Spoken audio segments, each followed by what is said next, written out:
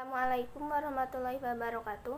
Wilujeng enjing patepang deui sareng simkuring Priska dina acara Warta Sunda ngeunaan tomat momotaro dibudidayakeun di Lembang. Tomat teh beda-beda tu rea rupana.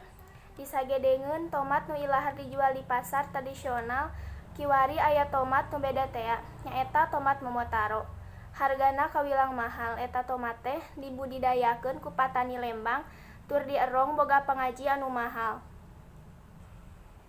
Patani di Desa Langensari, Kecamatan Lembang, Kabupaten Bandung Barat, kiwari keur ceuyak ngabudidayakeun tomat momotaro. Eta tomat momotaro teh mibanda pangaji anu kawilang mahal. Batan tomat lokal lantaran kualitasna punjul. Pareng mangsana panen, muput tomat momotaro teh teu bisa sagawayah, kudu luyu kana aturan, sangkan bisa awet turta pangajina bisa tetep punjul.